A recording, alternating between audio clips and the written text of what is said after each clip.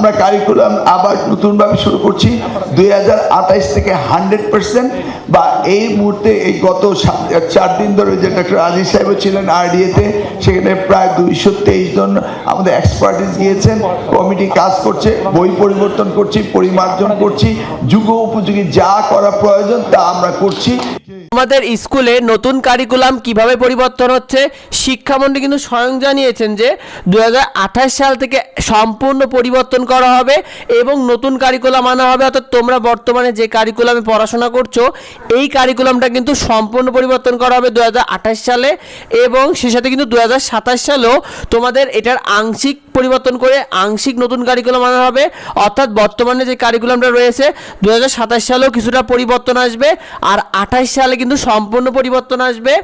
আর এক্ষেত্রে তোমরা যারা ষষ্ঠ থেকে দশম শ্রেণীতে উঠবে তোমাদের কিন্তু আইসিটি অর্থাৎ তথ্য যোগাযোগ প্রযুক্তি রয়েছে, এই সাবজেক্টে অনেক পরিবর্তন আসবে। বিশেষ করে এখানে এআই রোবোটিক্সের অংশগুলো অনেক নতুন কিছু যুক্ত করা হবে, যেগুলোর মাধ্যমে তোমরা নতুন কিছু জানতে পারবে। বিশেষ করে ডিজিটাল প্রযুক্তি সম্পর্কে আরও বেশি গুরুত্ব দেওয়া হবে ষষ্ঠ থেকে দশম শ্রেণী তথ্য প্রযুক্তিতে।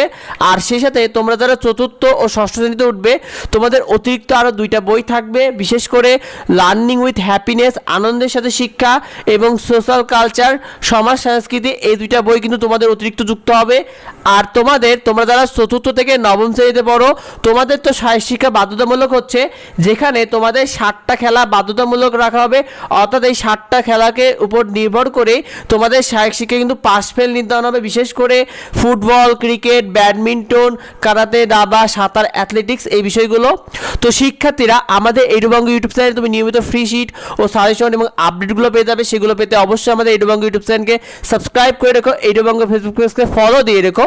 আর যদি কিছু জানার থেকে অবশ্যই ভিডিওতে কমেন্ট করো, তোমাদের যাবতীয় প্রশ্ন উত্তর দেওয়া হবে।